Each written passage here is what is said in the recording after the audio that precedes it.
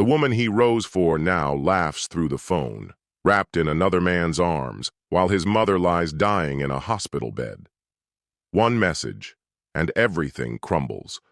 But some men don't break. Some turn pain into fuel. When the world thinks you're shattered, you become a shadow, invisible, calculated, merciless. He buried trust, laid weakness to rest, and began the hunt.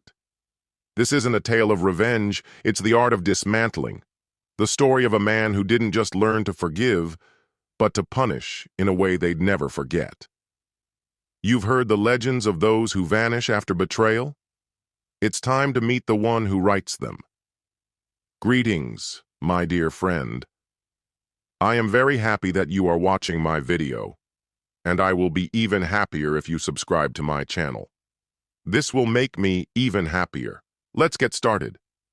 Tristan Maddox's hands clenched the wheel until the leather creaked, his knuckles bloodless with tension. His beloved Mustang shuddered one final time before going silent, stranded in the middle of a traffic-clogged avenue. The chorus of honking horns and impatient engines only made the moment more bitter. This car was more than metal and paint. It was the symbol of his rise from nothing, a mechanical testament to everything he had built. And now, of all times, it had abandoned him. No, not now, he growled, slamming his palm against the dashboard. His phone buzzed again, the screen flashing with another message from the hospital. His mother's condition was worsening. Elaine Maddox, his unbreakable pillar, the woman who had raised him alone after his father's disappearance, was slipping away in an ICU bed. He picked up the phone, thumb hovering above Sabrina's name. Their marriage had frayed over the past year, unraveling thread by thread, but surely she'd understand what was at stake. Once, they were admired by everyone. Tristan, the visionary entrepreneur, and Sabrina, the stunning dreamer sketching future skylines. The line rang, then clicked. Her voice came through cool and irritated. "What now, Tristan?" The casual cruelty in her tone made him hesitate. There was movement in the background, a whisper, a man's voice, too low to catch. Tristan's jaw tightened. "The car broke down," he said slowly, trying to rein in his emotions. "I need a ride. My mother's barely hanging on." A long pause followed. The only sounds were faint rustles and those suspicious murmurs. When she finally spoke, her voice was syrupy, mocking. "Wow. Tough break." Another pause. "Here's an idea. Why don't you call a ride share? I'm in the middle of a relaxing night in with my boyfriend. Wine, Netflix, you know the drill. Hope you understand."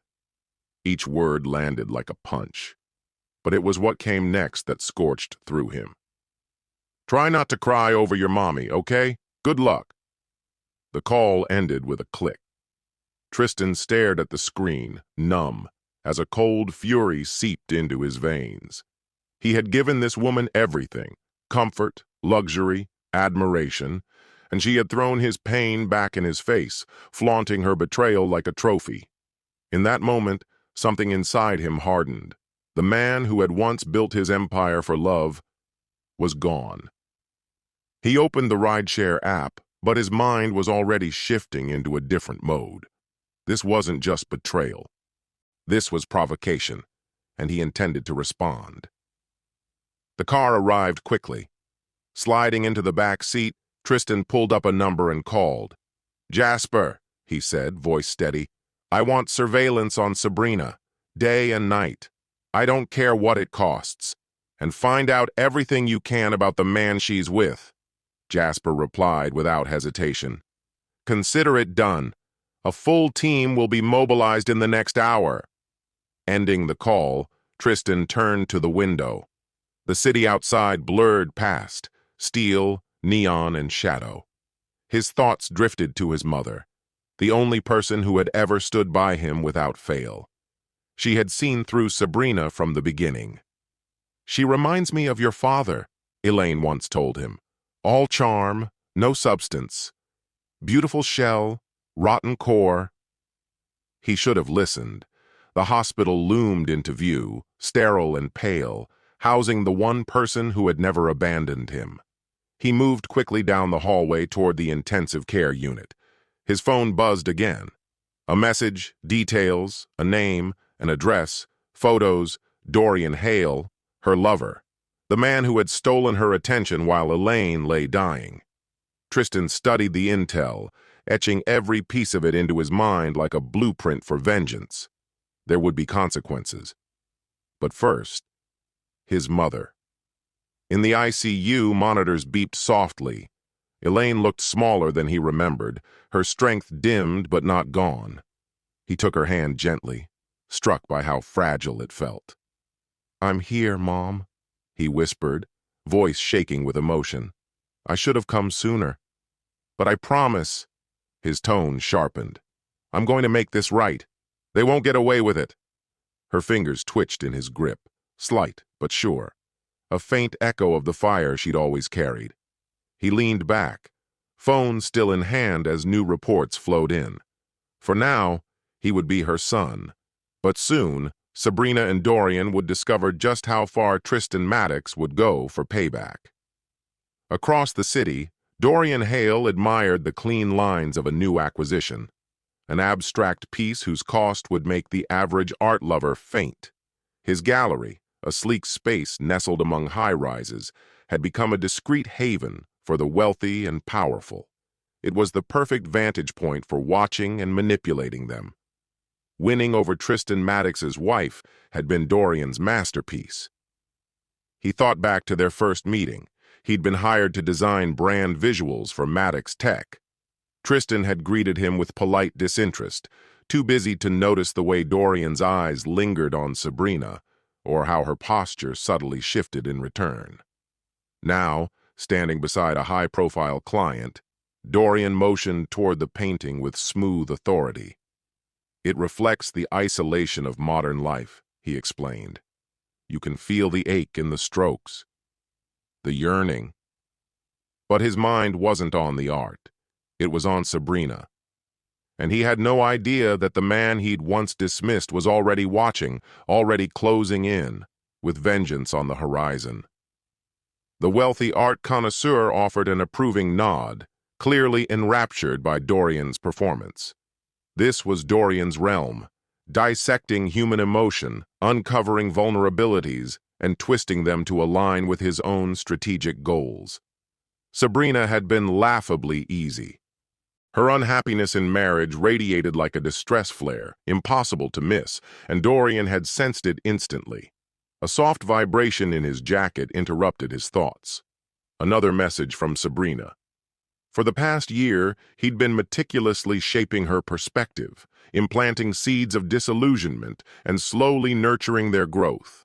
Every sigh over Tristan's long nights at work, every insinuation that she was little more than decorative, each subtle prod about the dreams she'd left behind, each had been placed with clinical precision. "Pardon me," he said to the collector, flashing a practiced smile. "There's something I must urgently deal with." He stepped into the sanctuary of his private study and read the message. Tristan's car broke down. He called. I told him everything. About us. His grip on the phone tightened. This wasn't how he'd designed the sequence. Their affair was supposed to remain hidden, at least until he'd secured every piece of leverage. He quickly typed a response. "Why would you say that?" "He needed a ride to the hospital," she replied. "His mother's dying. I was drunk, furious. I don't know. I just wanted to hurt him." Dorian leaned back in his chair, weighing this new, reckless variable. He'd underestimated Sabrina's vindictive streak, a streak that disturbingly reflected his own. This sudden acceleration meant the plan needed urgent revision. "Meet me at the cabin," he wrote. "We need to talk."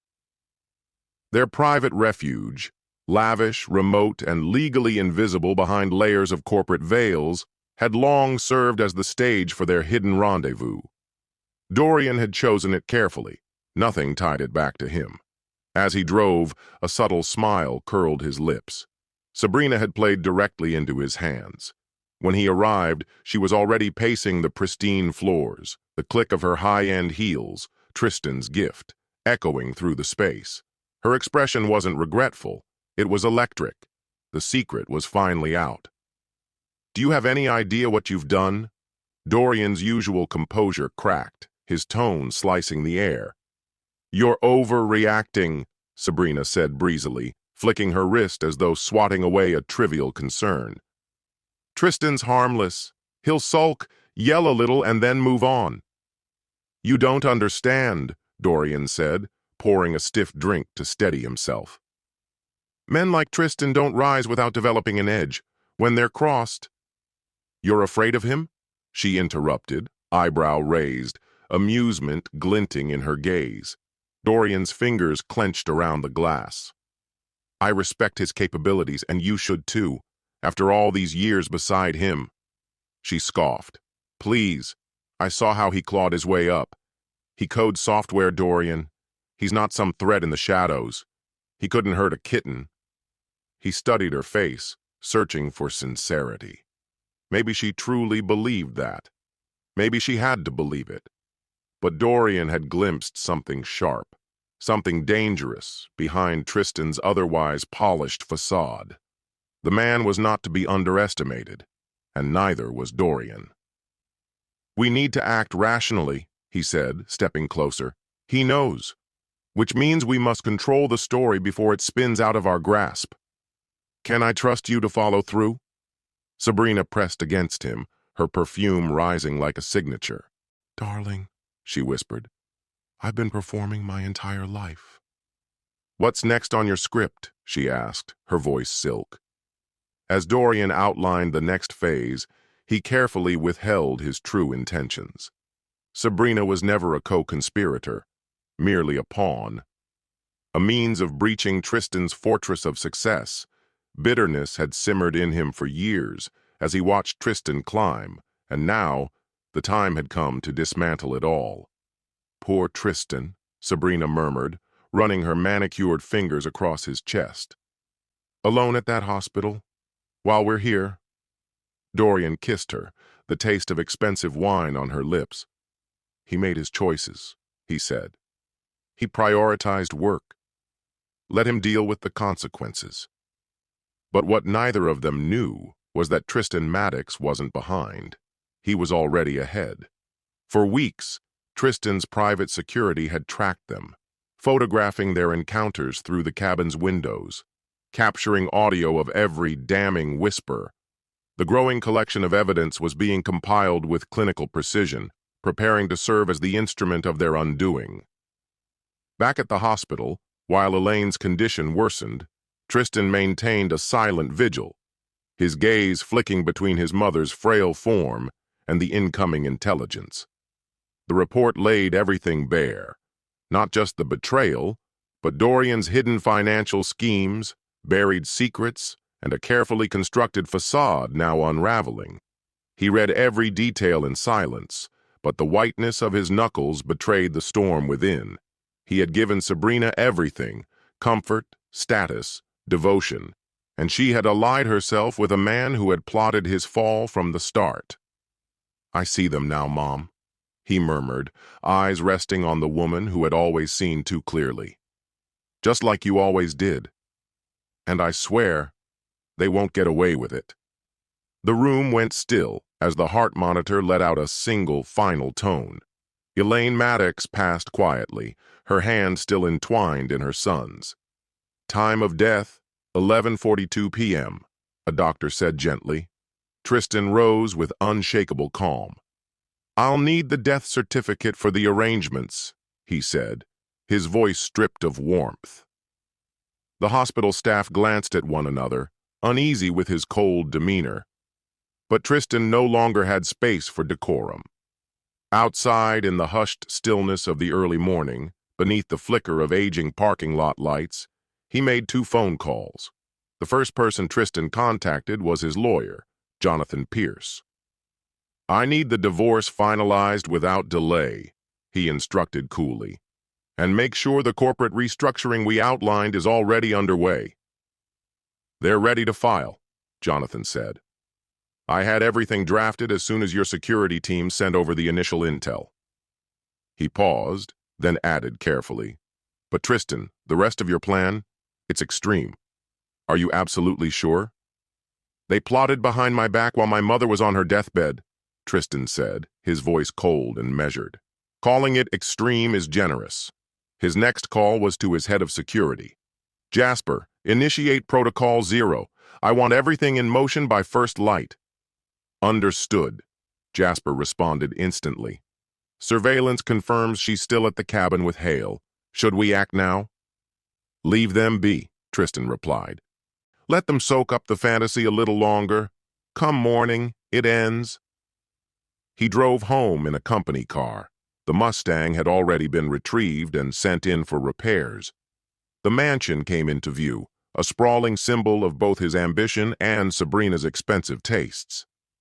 Tristan moved deliberately through the silent house, gathering the incriminating evidence his team had uncovered. In his private study, he examined the surveillance files again, photos of Sabrina and Dorian at restaurants, galleries, and the isolated cabin. Financial records revealed Dorian's mounting debts and questionable business choices. Screenshots of messages, emails, and hotel bills told the rest of the story. He laid everything out in precise order atop Sabrina's cherished designer desk, the same one she insisted would reignite her love for architecture. One more lie in a marriage built on pretense. At the top of the stack, he placed the signed divorce papers and a handwritten letter, every word deliberate and restrained. Our vows meant nothing to you. You're free now to be with him, and I'll make sure it's a freedom soaked in regret. He made his way to the garage where her custom convertible sat, an anniversary gift tailored to her carefully crafted image. Now it had a new purpose. Tristan lifted a gas can and began pouring, slowly saturating the leather seats and dashboard. The air thickened with the sharp bite of gasoline, but his movements remained steady, his anger focused and controlled. Outside, he pulled a cigarette from his coat pocket, a habit he'd quit at her request. Holding it between his fingers, he flicked open the lighter, the weight of it heavy with memory. He thought of the compromises, the years he spent molding himself into the man she claimed to want. He lit the cigarette, then casually tossed the lighter in an arc. Flames erupted, devouring the car in an instant. He stood still, watching as fire consumed every inch. The heat radiated around him, and in that destruction there was a cruel kind of beauty, just like Sabrina, elegant, catastrophic, and empty inside. He didn't leave until the fire began to fade, the smoke curling into the rafters and blackening the ceiling. This was more than destruction. It was a declaration. Everything she valued would be reduced to ashes. His phone buzzed. She's left the cabin, Jasper reported. On her way home. Perfect. With one last glance at the scorched remains, Tristan turned away. There was still a funeral to arrange, and a reckoning to orchestrate. The devoted husband, the grieving son, those masks had burned away. What remained had been sharpened by betrayal and tempered by grief. Let them believe they had fooled him. Let them relax, convinced they were in control. He'd learned from the best, his mother, that the most effective vengeance is never rushed. As dawn crept over the horizon, Tristan drove away from the estate, a faint smirk tugging at his lips. By the time Sabrina returned, the illusion she clung to would be in pieces. Her pristine world was about to collapse, and he would enjoy every second of the descent. Breaking news. Tech magnate Tristan Maddox's wife delivers explosive revelations in live television interview. Sabrina Sterling Maddox sat beneath the bright lights of the studio, gently blotting her eyes with a silk handkerchief. Across from her, seasoned anchor Jessica Kane leaned forward, her voice tinged with practiced empathy. Mrs. Maddox, these allegations are very serious. Can you tell us more about your experience with your husband? Sabrina's voice cracked at the perfect moment. Tristan, He had to control everything. The house, the vehicles, even the clothes I wore. They weren't gifts. They were shackles. And when I finally found the courage to leave, she paused, letting the silence speak volumes. He snapped. Her eyes sparkled with carefully summoned tears. He torched my car, cut me off financially. He's trying to destroy me for choosing my own happiness. Watching from behind the scenes, Dorian Hale nodded with approval. Every word had been rehearsed, every expression timed. They had crafted a narrative with precision. Tristan as the abusive mastermind, Sabrina as the wounded survivor. The interview continued, with Sabrina mixing fragments of truth with outright lies. "I'm afraid," she admitted. "Tristan's always had a temper. Running the company, losing his mother, it's pushed him over the edge. He's no longer the man I married." Inside the sleek boardroom of Maddox Tech's headquarters, Tristan sat silently, watching the broadcast. Nearby, Cole stood with arms folded, his jaw tight. Tristan's phone vibrated again, another message from Jasper. "Sir, we've identified 57 false statements in her interview. Should we begin releasing our counter-evidence?" "Not yet," Tristan responded, calmly typing. "Let them dig the hole deeper." He flicked through the monitors until the live stream from Dorian Hale's gallery filled the screen. The takedown had already begun. Whispers were eroding Hale's credibility. Rumors had been seeded, claims of bogus appraisals, hushed talk of inflated price tags, falsified certificates quietly slipping through elite collector networks. Tristan's phone buzzed. It was his lawyer, Jonathan Pierce. "They messed up," Jonathan said without any greeting. "Hale used corporate funds to cover that interview," he continued. "Clear case of financial misconduct." Tristan's voice was cold. "Excellent. Lock down everything he's got." "Already handled. Every account is frozen." "And the restraining order?" "It's in place. He and his affiliates are banned from going near you or any Maddox Holdings property."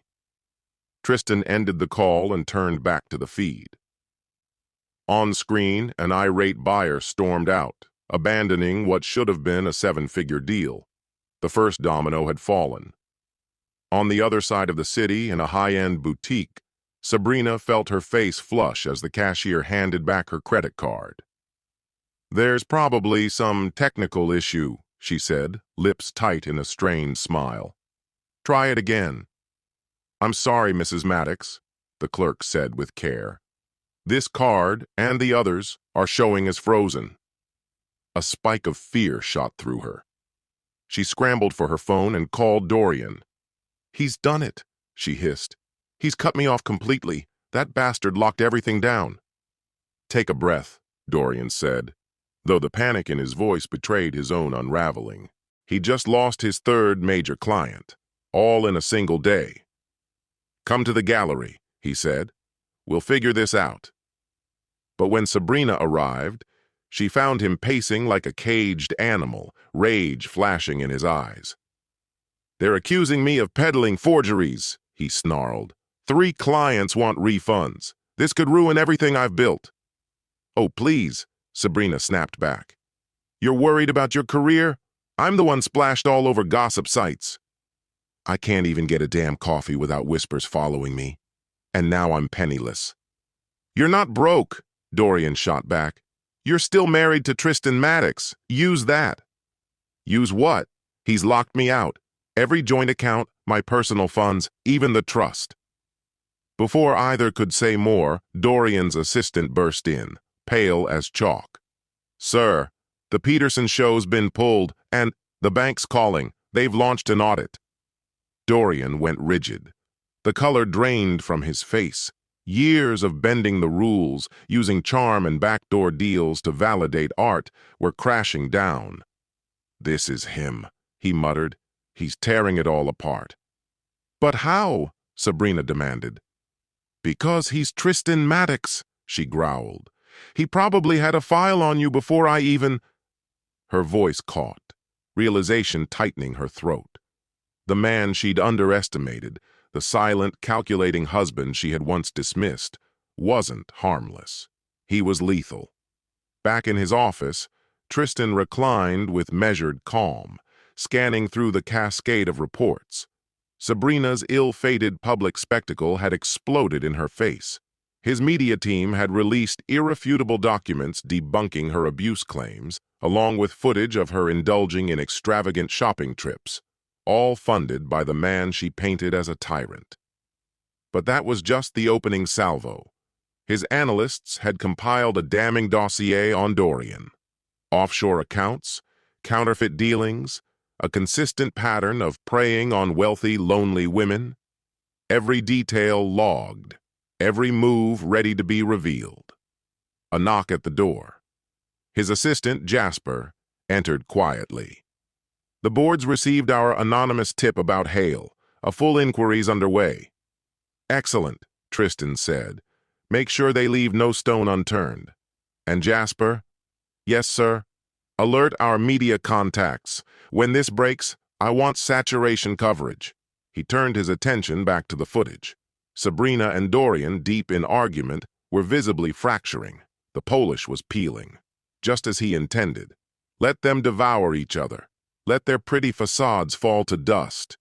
This was merely Act 1, and Tristan planned to savor every moment of their downfall.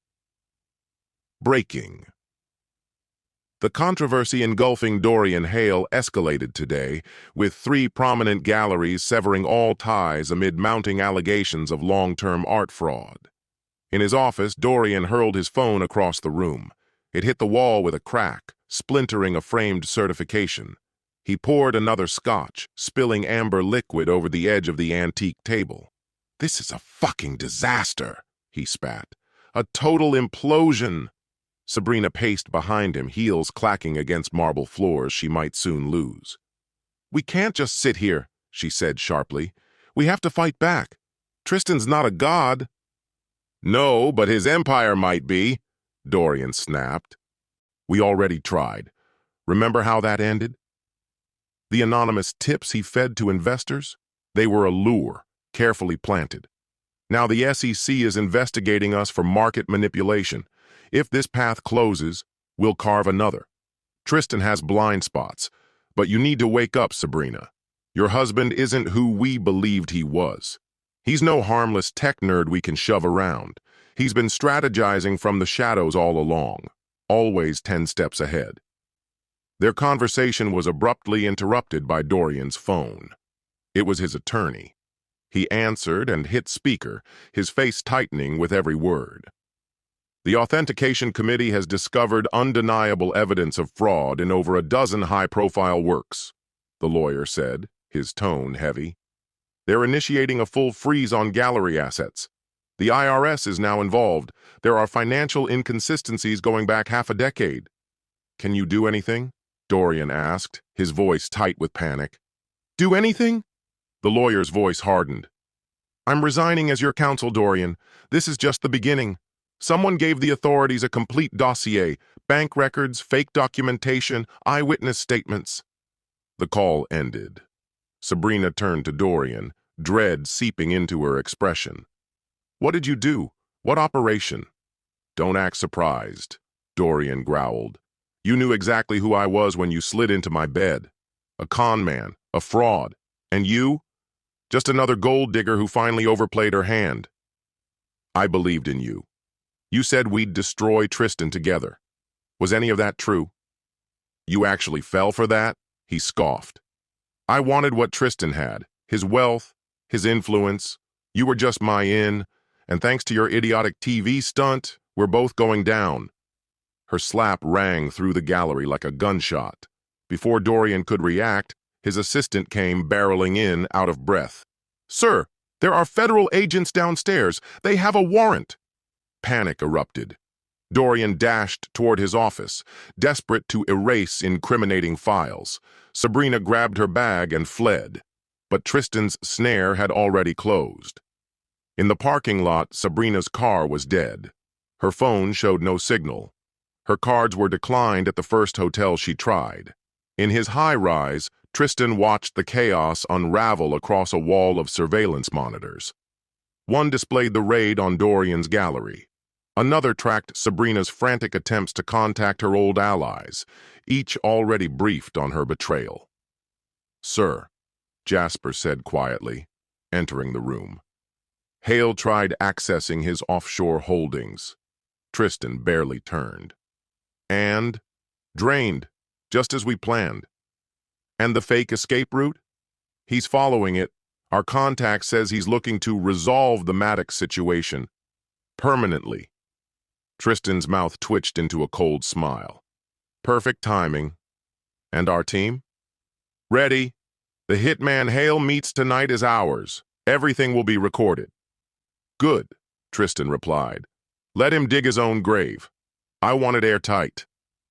That night, in a grimy back alley bar far from his usual world, Dorian sat across from a man he thought was a contract killer.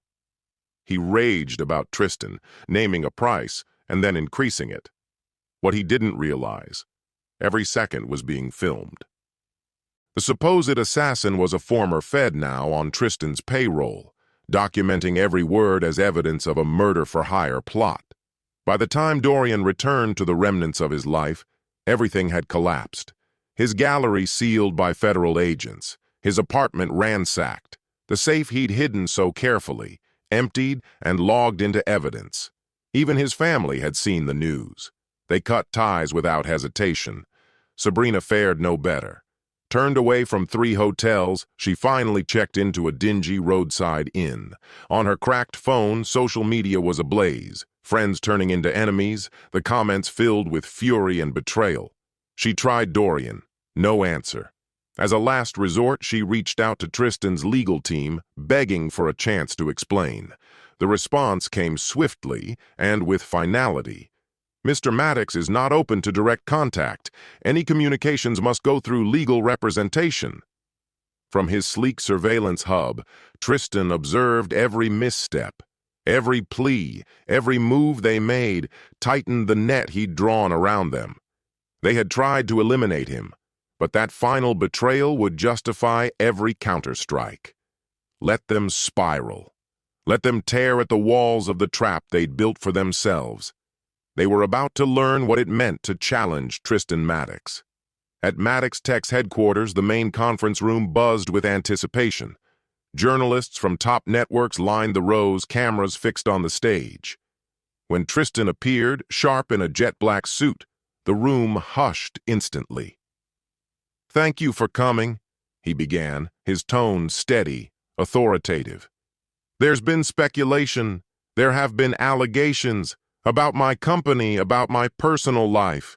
Today I'm here to address all of it."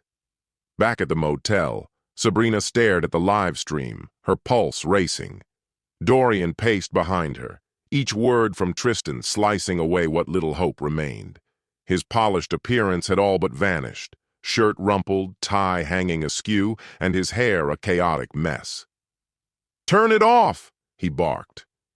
Sabrina didn't flinch. Her eyes stayed locked on the glowing screen. "No," she said firmly. "We need to see this through." On stage, Tristan stepped up to an enormous digital display, his fingers grazing the control panel. "In response to the allegations made by my wife, Sabrina Sterling Maddox, claims of domestic violence and financial coercion, let me begin with this," he announced. The screen came to life. Videos played of Sabrina laughing, carefree, as she wandered through upscale shops, cruised in high-end cars, and admired extravagant artwork. Still frames followed, screenshots of significant wire transfers funneled directly into her personal bank accounts. "As is clearly demonstrated," Tristan said, his voice steady with an icy sharpness, "Mrs. Maddox enjoyed full autonomy over our finances. Her accusations are not only dishonest, they are a complete fabrication." But the presentation had only begun. The next segment cut to surveillance footage of Sabrina slipping into an art gallery late at night, Dorian's gallery. The camera switched perspectives, capturing their embraces, their secret rendezvous. Then came digital records, phone logs, text messages, and receipts from luxury hotels. Tristan's tone hardened, bitter now. While my mother lay dying, I begged my wife for support. Instead, she laughed. She flaunted her affair. A wave of shock rippled through the press corps. Reporters erupted with questions, but Tristan raised a hand, commanding silence. "This isn't just a personal betrayal," he said. "It's the tip of something much larger." He advanced the footage again. The screen displayed forged art certificates, doctored bank records, and mountains of evidence linked to a sweeping art fraud operation. "The man my wife chose, Dorian Hale, has been at the center of a multi-million-dollar forgery ring. Federal agents have already seized hundreds of counterfeit pieces. Total estimated damage? Over $50 million. Back in the motel room, Dorian lunged for the remote in a panic. "Turn it off!" Sabrina smacked his hand away. "No, we need to hear this." "Hear what?"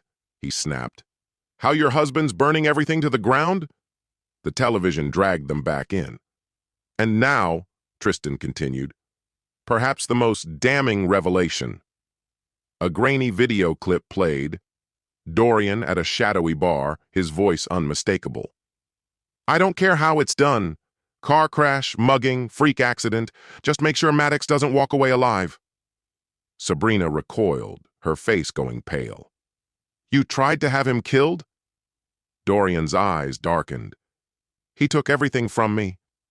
I had no choice." Tristan's voice cut through their argument, steady and resolute. "In response to this entire ordeal, I'm taking decisive steps. First, I'm founding the Elaine Maddox Foundation, named after my mother, to aid victims of abuse and financial deception. My company is seeding it with an initial donation of $100 million. Applause broke out across the venue. Tristan waited for it to fade before continuing. "Second, I am working closely with federal investigators to dismantle Dorian Hale's criminal enterprise. And third, I've submitted a full dossier implicating both Dorian Hale and Sabrina Maddox in conspiracy, fraud, and attempted murder." He fixed his gaze on the cameras. "To those who betrayed me, you made your decision. Now face the outcome." As reporters shouted after him, Tristan turned and exited the stage with quiet resolve. Silence settled over the motel room. "He knew," Sabrina murmured. "He knew all along." "From day one," Dorian muttered. "But it's not finished yet." He stood and reached for his coat. "I've still got connections." A thunderous knock rattled the door. "Federal agents, open up! Warrant in hand!" Within moments, both were in handcuffs, being led away. Across the street, seated in an unmarked car, Jasper, Tristan's head of security, lifted a radio to his mouth. "Subjects in custody. Operation is complete." Inside his private study, Tristan ended the call and turned toward a bank of monitors. Each feed showed Sabrina and Dorian being arrested from multiple angles, their world collapsing just as he'd designed. He opened his desk drawer, retrieved a photo of his mother, and stared at it in silence. "It's over," he whispered. "They'll never hurt anyone again." For weeks, media outlets would pick apart every scandalous detail. Fraud, adultery, murder plots. The names Dorian Hale and Sabrina Maddox would become synonymous with disgrace. Tristan hadn't merely exposed them, he had utterly dismantled them. They underestimated him, saw him as distracted, too immersed in business to notice betrayal. Now they knew the truth. Tristan Maddox didn't explode in anger. He planned, and he remembered everything. "Table 6 is asking for their check," barked the cafe manager. Behind the counter, Sabrina wiped down a sticky surface.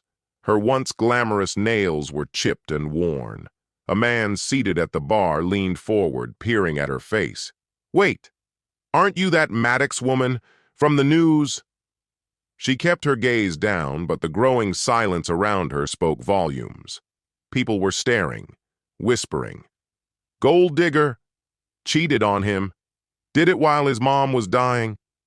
Hands trembling, she dropped the check on table 6 and walked away as fast as she could.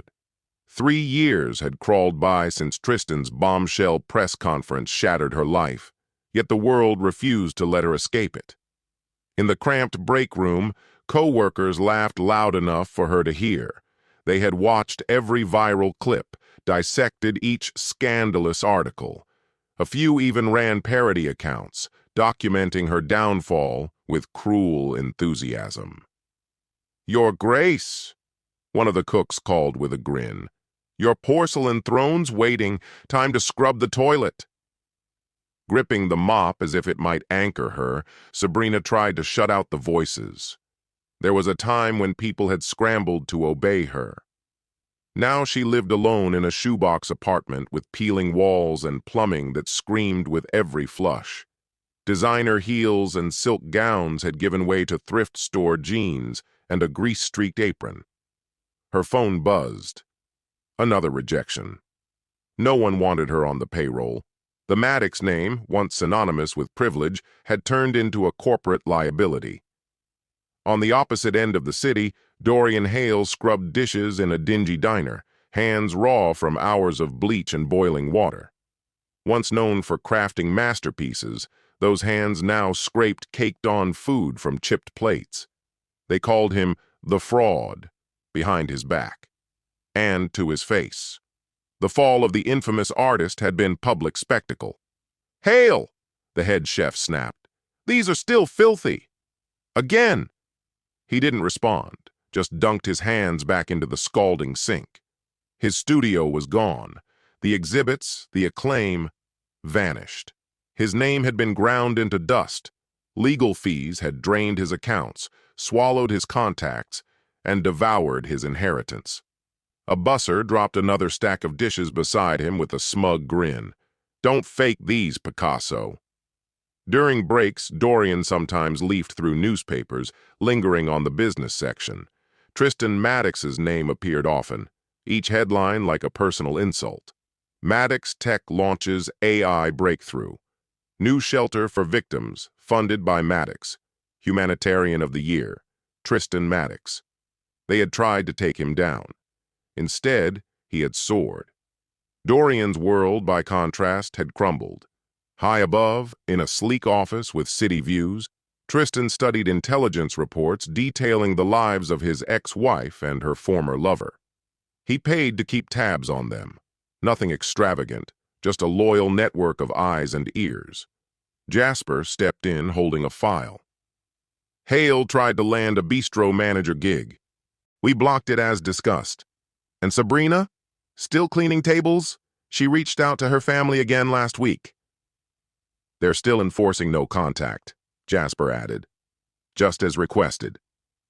Tristan flipped through the attached photographs without emotion. Some would call this obsession. He called it ensuring outcomes. They had chosen treachery. He had chosen consequence. His intercom buzzed. "Mr. Maddox, the foundation board is assembled." The Elaine Maddox Foundation, named for his late mother, had become a symbol of hope. It funded shelters, backed victims' rights, and supported tighter financial regulations.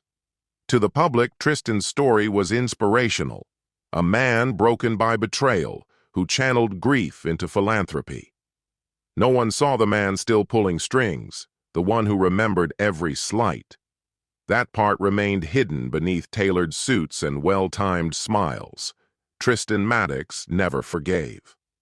That night, Sabrina dragged herself up the stairs, her bones aching after a marathon shift. The mailbox held another bill she couldn't pay. Her paycheck barely covered rent. She considered messaging Dorian, but they hadn't spoken in months.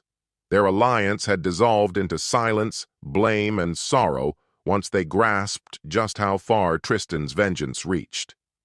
She powered on her battered old laptop, a pale imitation of her former tech arsenal.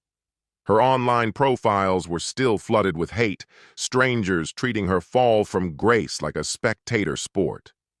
A headline blinked on her screen. Maddox on the cover again.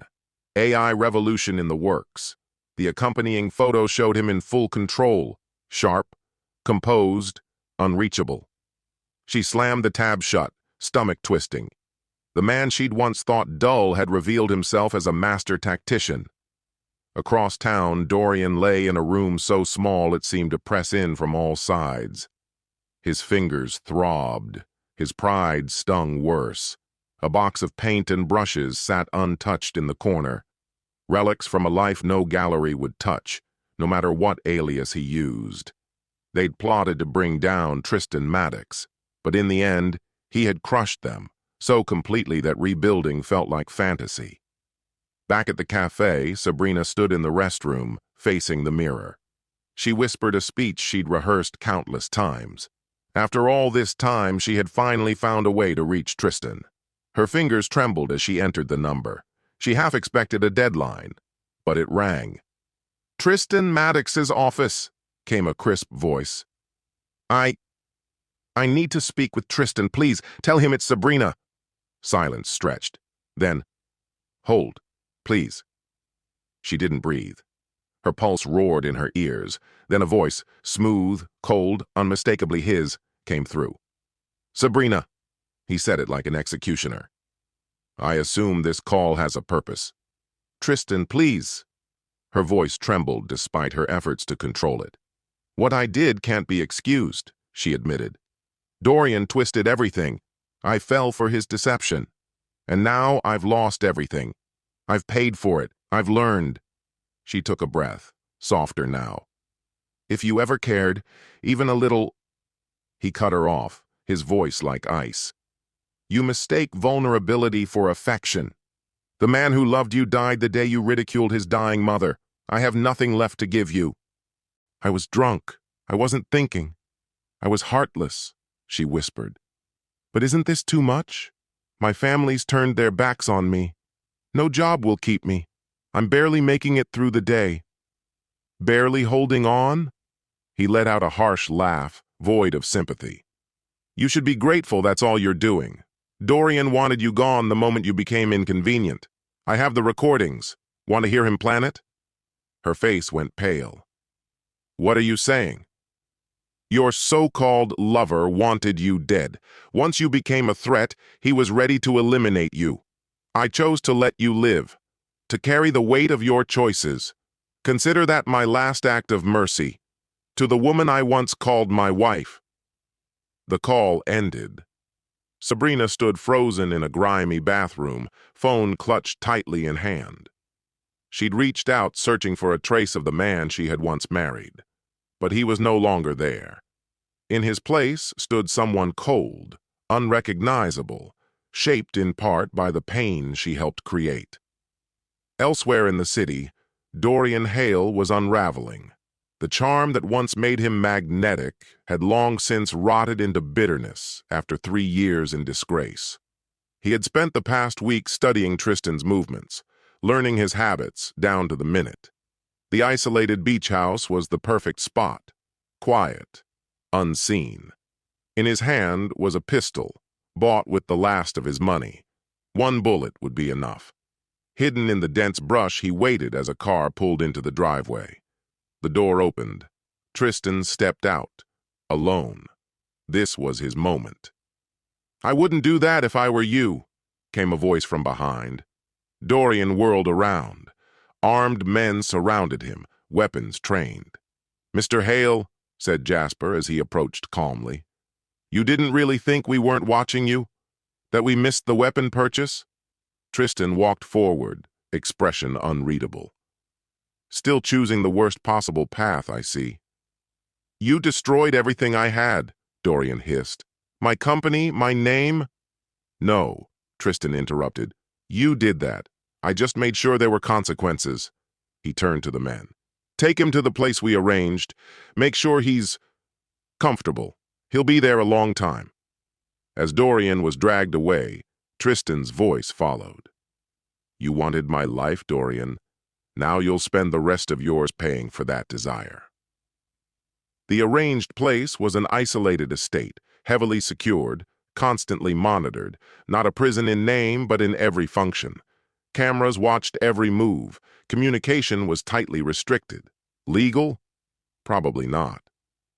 But with Tristan Maddox's reach, no one questioned it. Dorian Hale had burned too many bridges, made too many enemies. To the outside world, he had disappeared, presumed to be fleeing debts or shame. Back in his office, Tristan watched two lives unfold on separate screens. His former wife, reduced to scraping by in plain sight. Her ex-lover, buried in obscurity and confinement. Some might have called it ruthless. He called it justice, methodical, precise, permanent. 10 years after Elaine Maddox's death, her son stood beneath stage lights, accepting yet another honor for his philanthropic work.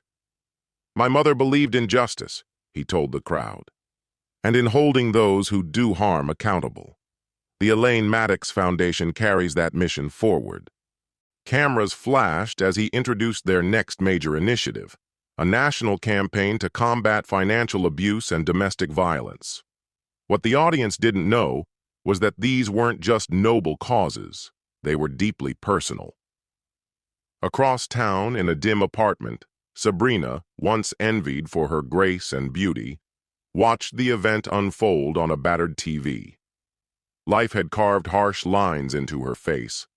Once the subject of whispers and admiration, she was now an anonymous figure, her name forgotten by the young baristas at the cafe where she served tables. To them, she was just another tired waitress. And within his elegant prison, Dorian Hale sat surrounded by books, paintings, and a small garden, everything but liberty. The guards never spoke, never softened. They were a constant reminder. This was permanent. Sometimes he dreamed of breaking free, but those dreams always ended the same way, with Tristan's gaze, cold and unblinking, warning of even worse consequences should he ever try. Time had changed Tristan as well. The public saw a visionary, a philanthropist, but those closest to him knew better. They knew of a man who never forgot a betrayal and never let go of a grudge. Love had no place in his world anymore. Only legacy, justice, and the quiet vengeance etched into every triumph. They never sensed the quiet triumph that stirred within him each time he reviewed the latest reports. The slow disintegration of his former wife's life, the tightly contained existence of Dorian Hale. To the public, he wore the polished mask of generosity, a philanthropic titan. But only a select inner circle ever glimpsed the true man beneath the carefully curated image. Alone, Tristan often stood before his mother's grave, murmuring softly about the countless lives uplifted by the foundation bearing her name. He had kept his oath. Her legacy, once fragile in the face of betrayal, now stood as an emblem of justice. Those who had wronged them bore their burdens, and bore them in silence. Business magazines celebrated him as a pioneer. His employees saw him as demanding, yet guided by an unwavering moral compass. His rivals, they disappeared from relevance without a trace. Those who challenged Tristan Maddox seldom lasted long enough to regret it. From the debris of deception, he built something vast, an empire of steel, circuitry, and global goodwill. The scars of past treachery didn't fade with time. They hardened, becoming a silent warning to others. He transformed mourning into momentum, vengeance into legacy. He did not shy from the cold he carried in his chest. He harnessed it. It was his scalpel and his shield. The world admired his brilliance, his benevolence, his empire. But what they never saw was the ever-present watchfulness, the precise monitoring of two broken paths, a reminder that not every sin is absolved, not every betrayal forgotten. That was the true core of his monument, not just the towering skyscrapers or global charities, but the shadows trailing Sabrina and Dorian. They were his unfinished stories, the unhealed wounds turned into permanent caution signs. His promise to Elaine had been honored in full. Justice had not only been served, it had taken root, grown vines, and wrapped around every corner of his empire. Her memory lived on in every donation, every press release, every moment of triumph. The world reaped the benefits of his crusade, never realizing the personal cost. In the end, Tristan Maddox emerged unbreakable, shaped by the silent war he waged. His enemies had forged him into a being of icy purpose, and somewhere, he liked to believe, Elaine was proud of the avenger she had left behind. Epilogue. 2 decades later, the skyline of Silicon Valley had a new crown jewel, the Maddox Tech campus, all gleaming glass and bold angles, a monument to Tristan Maddox's enduring dominance. High above the bustling innovation hub, in a penthouse perched among the clouds, he sifted through his morning briefings, muted financial news crawling across an array of screens. "Mr. Maddox," his assistant's voice chimed from the intercom, "your 9 a.m. security update is ready." Jasper Chin, now the formidable chief of global security, entered with practiced precision, a matte black dossier tucked under one arm. The silver at his temples betrayed the years, but his presence was as disciplined as ever. "Quarterly update, sir." He placed the file on the polished desk. Both targets remained contained. Tristan flipped open the folder, scanning the photographs clipped inside. 2 decades hadn't loosened his vigilance. First, a photo of Sabrina, her elegance eroded by exhaustion, her body hunched from the strain of manual labor. She still worked at the same cafe, now hidden away in prep shifts before sunrise. Too recognizable, too infamous. "Her last job application?" Tristan asked, already knowing. "Declined," Jasper confirmed. "The college rescinded their offer once her past was disclosed." A nod from Tristan. Predictable. Next came Dorian. Still confined in the private compound his days now spent painting, what began as pretense had matured into something more refined. Still, no one saw his work except the guards. "He's requested another book, this time on Renaissance techniques," Jasper reported. "Psychological status? Stable, depressive, but no indicators of self-harm." "Maintain current protocol," Tristan instructed. "Any sign of renewed contact?" "None. The last intercepted letters were 5 years ago." "Good." Tristan shut the folder. His face offered no hint of satisfaction, only calm resolution. The punishment held fast. Sabrina existed in quiet disgrace. Dorian endured an invisible prison. Cared for, yes, but exiled from relevance. Meanwhile, the world continued to laud Tristan Maddox as a visionary. Maddox Tech had reshaped fields from artificial intelligence to neurointerface systems. Its reach was global, its influence unmatched. The Elaine Maddox Foundation had grown into a humanitarian powerhouse, supporting shelters, educational programs, and crisis prevention initiatives on multiple continents. "Your son called earlier," Jasper added. "Alexander wants to discuss the Foundation's expansion before the board convenes." A brief smile flickered across Tristan's lips. Alexander, adopted 15 years prior, had grown into a worthy heir. Once a victim of fraud, now a beacon of purpose. His life was proof of the mission's continuity. "Schedule a lunch," Tristan said, "and bring the legacy files. He deserves to know the truth about the woman behind the name." Once alone, Tristan turned to a hidden console, a bank of private surveillance feeds. One camera showed the alleyway behind the cafe where Sabrina toiled. Another captured Dorian pacing his studio. A third scoured media and web chatter for any resurgence of the past. They remained as they were, reminders, warnings, silent testimonies to a vengeance fulfilled. The systems that now protected his empire had been born from the architecture of their surveillance. The Foundation's mission, its reach, its ethos, was carved from the lies Sabrina had spoken and the cost of Elaine's death. Everything he had, every asset, every accomplishment, was rooted in grief and tempered through control. Tristan hadn't taken Alexander in out of affection. It was a calculated decision, a way to ensure his beliefs about loyalty and retribution would live on. The quiet was interrupted by the chime of his phone. Another reporter, no doubt, probing into the scandal 2 decades past. His media team would respond as always. No comment. Let them speculate. Only a select few ever understood how deep his revenge truly ran. The phone buzzed again. This time, a message from Alexander. Dad, I've been analyzing the Foundation's domestic abuse data, found some notable trends. Also have some ideas for improving the fraud program. Lunch? Tristan replied with a brief agreement.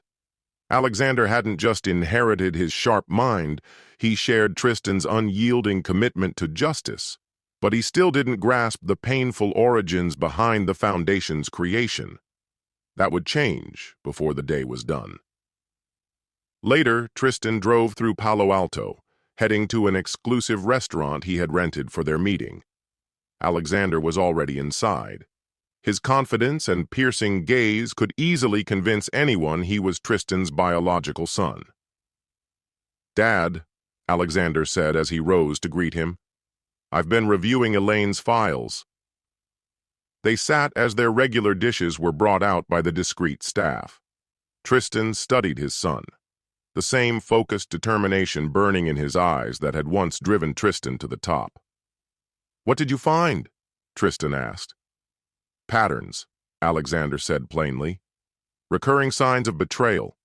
The Foundation's direction, its focus on domestic violence and financial deceit. It all ties back to what happened with Mom. Doesn't it? Tristan raised an eyebrow. Very few dared to speak Sabrina's name, but Alexander had always seen past the surface. You've done your research, Tristan said. I found the old news stories, the scandal, what they did to you. What happened to Grandma Elaine? Alexander's voice was cool, measured. And I uncovered financial anomalies. You're still keeping tabs on the people responsible, aren't you? Does that trouble you? Tristan asked, his tone steady. Alexander shook his head. Not in the slightest. They abandoned you while Grandma was dying. That kind of betrayal doesn't deserve forgiveness. Pride stirred in Tristan's chest. Alexander went on. Supporting survivors is important, but it's only part of our purpose. The real mission is to ensure people remember what betrayal costs. Continue, Tristan said, intrigued. I want to enhance our systems. Predictive analytics, artificial intelligence, machine learning, tools that can anticipate betrayal before it causes damage. We could prevent suffering before it begins. There it was, not just intelligence, but the belief system. Tristan smiled. His successor didn't just grasp the technology, he grasped the why. The legacy would live, refined, expanded. That evening, Tristan paid his usual visit to his mother's resting place. The garden, cultivated by the Foundation in her honor, had become a sanctuary.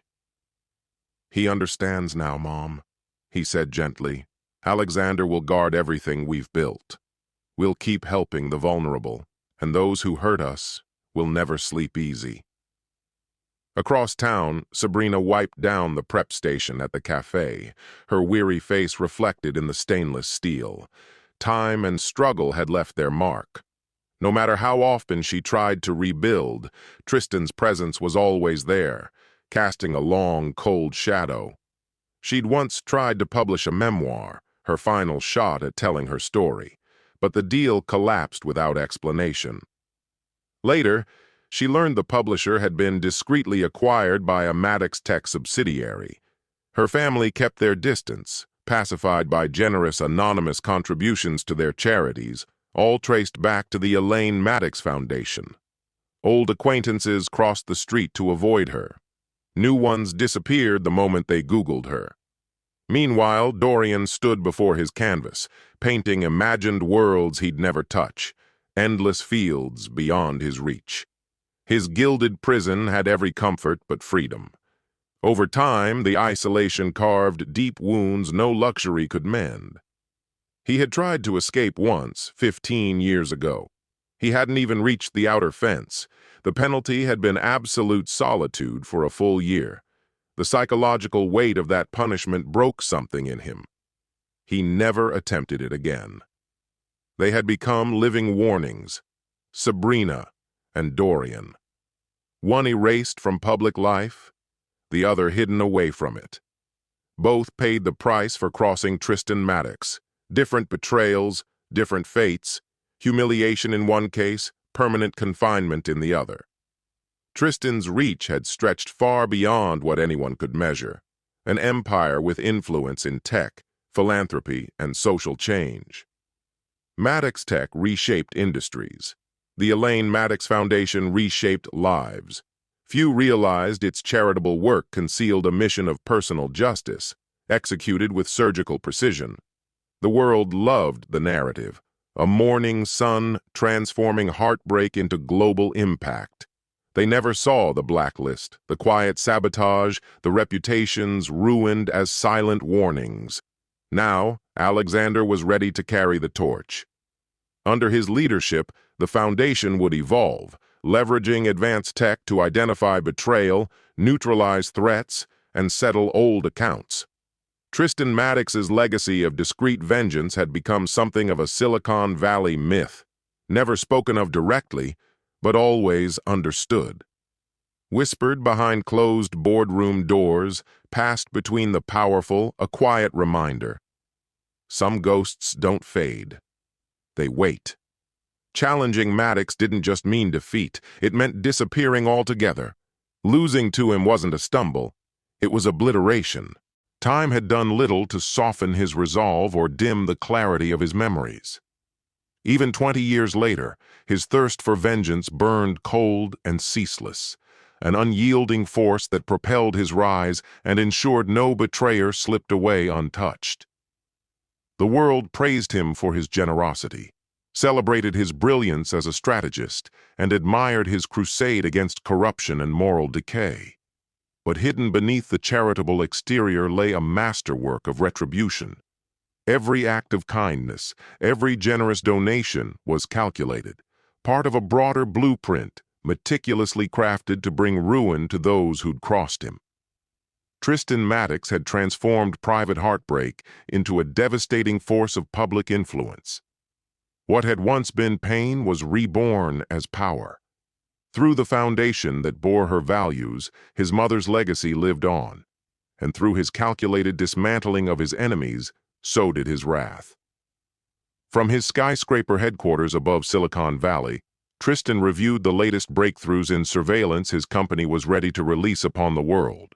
Soon, Alexander would take the helm, assuming not only control of the enterprise, but also the mission, to heal and to punish. The scandal that had ignited this evolution had long vanished from public discourse, but its tremors still shook the lives of those involved. Sabrina, once radiant with promise, now served coffee to smirking customers who whispered about her fall. Dorian, once hailed as an artist, now painted pieces no curator would dare hang. And Tristan? He still watched. He still pulled strings. He still ensured that clemency would never touch those he had marked for ruin. His pursuit of justice, like his accomplishments, bowed to no calendar. As long as he could remember, the storm he set in motion would rage on, an enduring reminder of the price of betrayal and the depths of a son's devotion to the woman who shaped him. The world had shifted over the decades, reshaped by innovation and time, but some forces remained immovable. Tristan Maddox never forgot a slight. He never forgave deception. And he never ceased tracking the ones who dared wound him. This was the true heart of his legacy, not merely the construction of a tech empire or the acclaim of a humanitarian giant, but a breathing testament to the weight of disloyalty. For those who turned against Tristan Maddox, time offered no absolution, only the promise of perpetual judgment. Our story comes to an end here. Share your thoughts in the comments. Thank you for taking the time to watch. If you enjoyed this story, please check out other videos on this channel. See you soon, my dear friend.